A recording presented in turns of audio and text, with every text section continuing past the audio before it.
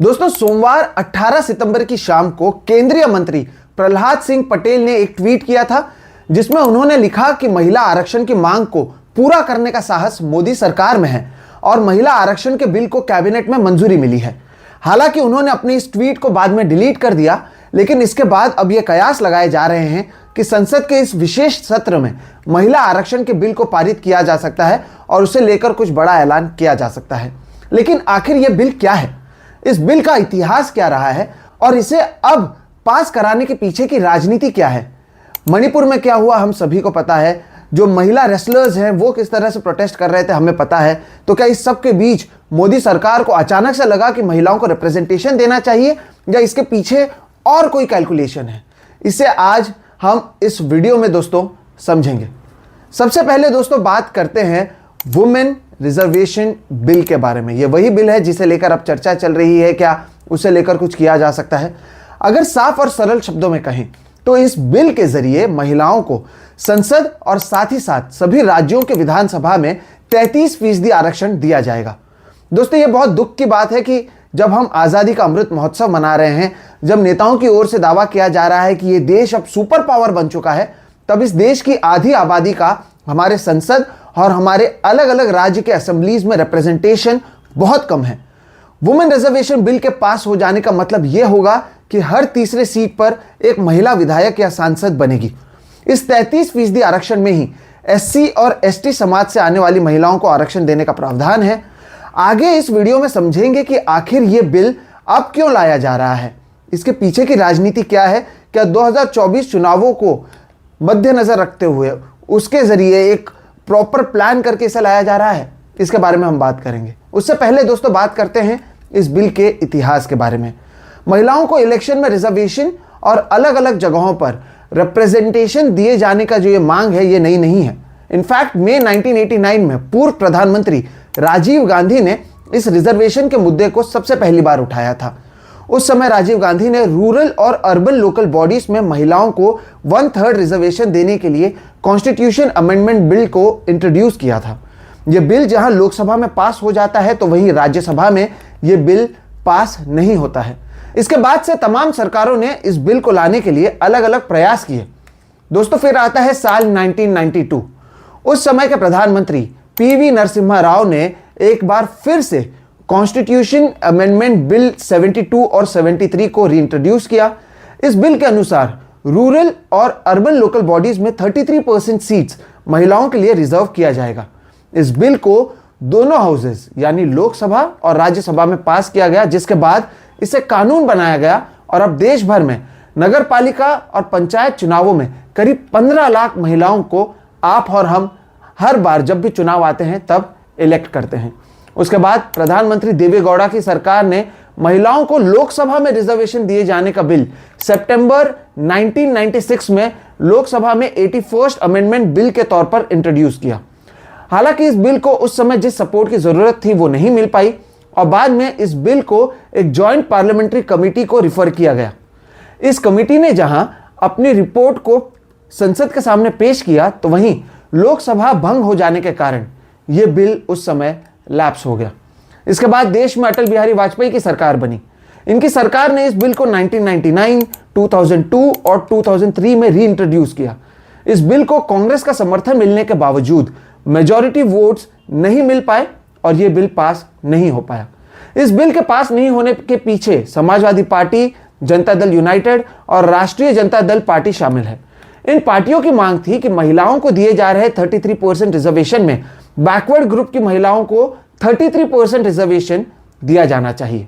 इसका मतलब आप साफ और सरल शब्दों में यह समझें कि अगर महिलाओं को जो कुल सीट्स दिए जा रहे हैं, जो रिजर्व सीट्स हैं, उसमें से 33% रिजर्व सीट्स बैकवर्ड ग्रुप के लिए रखा जाना चाहिए। याद रखिए, मैंने शुरुआत में कहा एससी और एसटी ग्रुप में आने वाली महिलाओं के लिए आरक्षण का प्रावधान इस बिल में है, लेकिन अदर बैकवर्ड ग्रुप्स के लिए इस बिल में यह प्रावधान नहीं है और इसी का वो विरोध कर रहे थे।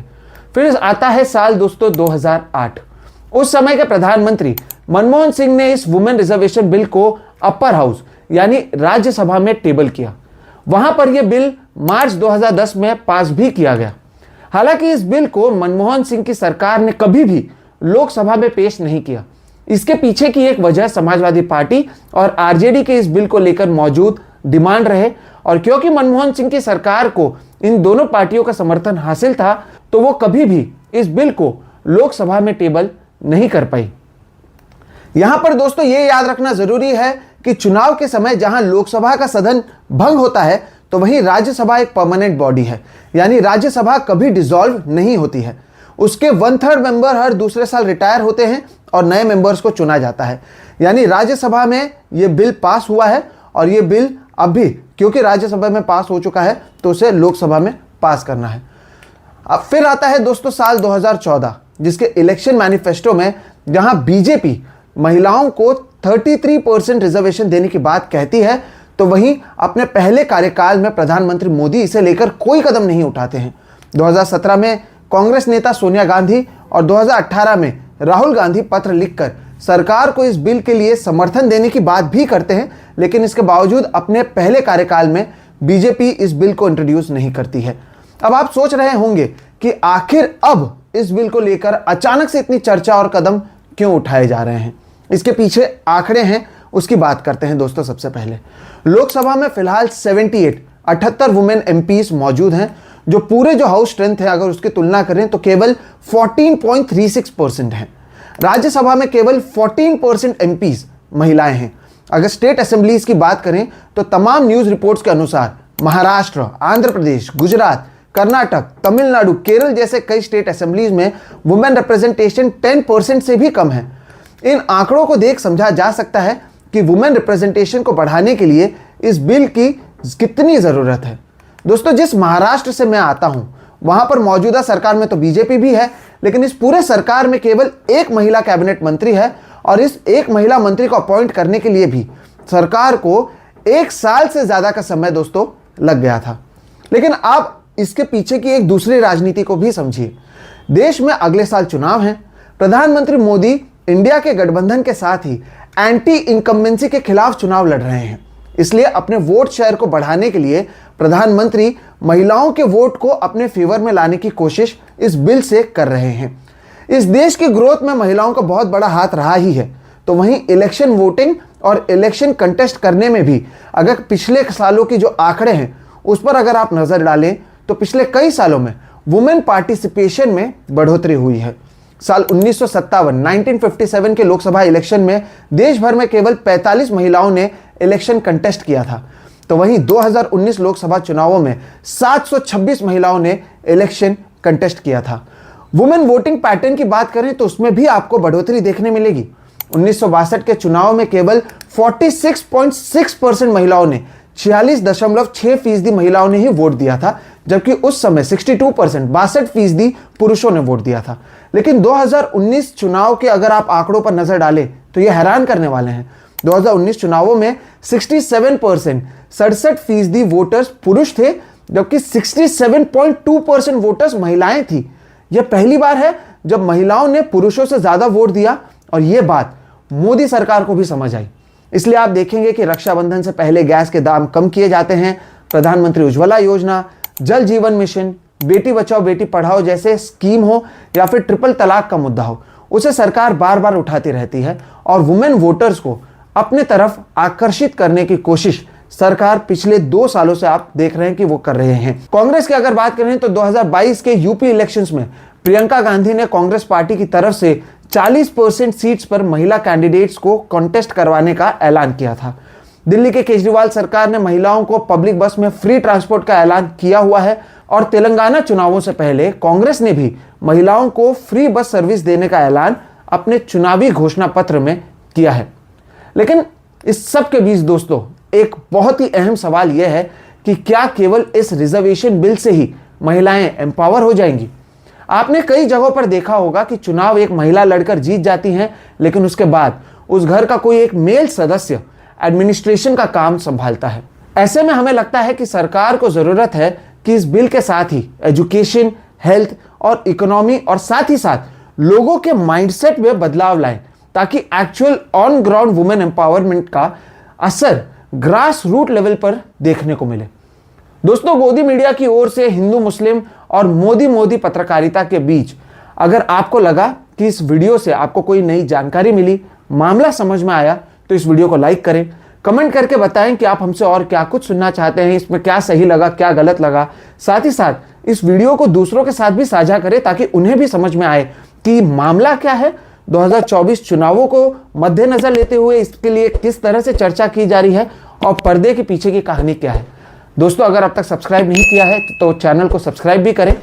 नमस्कार। दो तो सांसद ही हैं, मलूक नागर जी बीएसपी की तरफ से, जेएमएम की तरफ से महुआ माझी जी, लेकिन सुप्रिया जी कांग्रेस पार्टी की तरफ से मैं आपकी प्रतिक्रिया जानना चाहती हूँ। 3 मुद्दों पर मेरा प्रश्न है। एक तो आपकी पार्टी का स्टैंड क्या है, और अगर ये अधिनियम आ रहा है तो देश के लिए, जनता के लिए आंख नाक कान आपको ऐसे वक्त पर बनना है कि क्या वाकई कुछ खामियां हैं जैसा कई पार्टियां कह रही हैं। तीसरा मुद्दा, अगर कल एक सार्थक बहस होती है तो क्या आप प्रतिबद्ध नहीं है कि एक सार्थक बहस करें और जनता को बताएं कि हाँ भाई ये लूपहोल आपको दिख रहा है। तीनों पर आपका जवाब। सुप्रिया जी, बहुत बहुत धन्यवाद। और वाकई ऐतिहासिक बात है। मैं दलगत राजनीति से ऊपर उठकर 10 सेकंड बात करना चाहती हूँ और फिर कांग्रेस का रिप्रेजेंटेटिव बन के बात करना चाहती हूँ।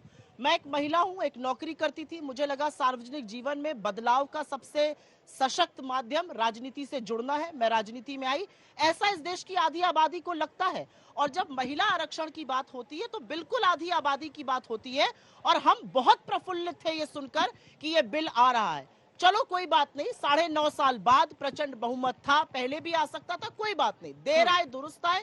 जो काम हमने 2010 में शुरू किया था, सोनिया गांधी जी ने, डॉक्टर मनमोहन सिंह जी ने मिलकर, राज्यसभा में यह बिल पारित हुआ था। 1/3 प्रतिनिधित्व महिलाओं को मिलता सदन में, चाहे स्टेट्स हो चाहे सेंटर हो, यह बड़ी बात है और यह बात होनी जरूरी है।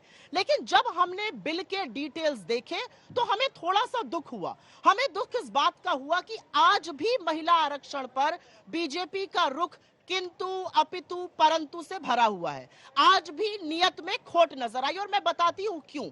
ये मेरे हाथ में बिल की कॉपी है। सेक्शन 5 सबसेक्शन 1, मैं चाहती हूं सब लोग इसको जरूर पढ़ें। और इसमें 2 क्राइटेरिया रखे गए हैं। महिला आरक्षण होगा, अच्छी बात है, लेकिन महिला आरक्षण कब होगा? जब परिसीमन हो जाएगा, जब डिलिमिटेशन ऑफ कंस्टिट्यूएंसीज हो जाएगा। और वो कब होगा? जब जनगणना हो जाएगी। तो सीधी सी बात यह है कि जो लोग ये सुनकर प्रफुल्लित थे और खुश थे, और उसमें से हम लोग भी थे, कि 24 में महिलाओं की ज्यादा भागीदारी आएगी, उनकी उम्मीदों पर पानी फेरने का काम हुआ है। 2029 से पहले जनगणना और परिसीमन एक साथ संभव नहीं होगा और 29 तक ही शायद ये असलियत बन पाएगी। ये मैं सेक्शन 1 ऑफ द बिल से कोट कर रही हूं, सबसेक्शन 1 ऑफ सेक्शन 5। एक और चीज मैं यहां पर बोलना चाहती हूं कि सरकार हर काम राजनीतिक नफा नुकसान को देखकर करे, ये मुझे लगता है थोड़ा सा गलत है। ये महिलाओं की भागीदारी की बात थी। हम तो वो पार्टी हैं जिसने नींव रखी कि आज 30 लाख इलेक्टेड निर्वाचित सदस्यों में जो लोकल पंचायती राज बॉडीज में है, उसमें 10 लाख से ज्यादा महिलाएं हैं। ये राजीव गांधी जी की दूरदर्शिता थी। ये सोनिया जी और मनमोहन सिंह जी की इच्छा शक्ति थी कि जो बिल 96 से पेश होना शुरू हुआ था वो अंततोगत्वा 2010 में पास हुआ। मुझे ऐसा लगता है, दलगत राजनीति में पढ़कर मैं बहस नहीं करना चाहती हूं। हमने स्वागत किया इस बिल का, लेकिन हमें दुख हुआ कि आज भी इसमें इतनी कंडीशंस हैं कि ये अगले 6 साल असलियत नहीं बनने वाला है। ये सुनकर मुझे दुख है, क्योंकि सबसेक्शन 1 मैंने बताया, सबसेक्शन 4 ये भी कहता है जब तक डिसोल्यूशन नहीं होगा हाउस का। तो अगर सेंसस हो जाता है 27 तक, अगर परिसीमन हो जाता है 27 तक, लेकिन डिसोल्यूशन अगर 2029 में होगा, तभी ये बिल संभव होगा। मुझे इस बात का दुख है कि महिलाओं को प्रश्न है, डीले को लेकर सुप्रिया जी आपके प्रश्न है। महिलाओं को आज के दिन, इतने बड़े दिन जुमला नहीं देना चाहिए था। इस देश की आधी आबादी को ठगा नहीं महसूस। वाला बयान शरद यादव का था। जी, मैं 5 सेकंड की बात होगी। आपके ऐसे बहुत सारे लीडर हैं जिनको आज अपने ट्वीट और फेसबुक पोस्ट डिलीट करने पड़ रहे हैं क्योंकि उन्होंने पुरजोर विरोध किया था महिला आरक्षण बिल का। तो मेरा मुंह मत खुलवाइए। प्रहलाद पटेल से तेजस्वी सूर्या, अमित मालविया, तमाम आपके ऐसे मंत्रीगण हैं। और एक बात मैं और कहूंगी, पंकजा मुंडे, पूनम महाजन, कल्याण सिंह की पुत्रवधू, सब आप ही की पार्टी की सांसद हैं। और अंत में एक बात याद रखिएगा, हम ओरिजिनल शिल्पकार हैं इस बिल के। हम चाहते, अगर आप चाहते तो आप राज्यसभा के बिल को पारित करते लोकसभा में और 24 में महिलाओं की भागीदारी होती। ये झुंझुना जो आपने दिया है कि अब 29 तक परिसीमन और जनगणना के बाद होगा, महिलाएं ठगा महसूस कर रही हैं। आपको इवेंट करना था, आपने कर लिया।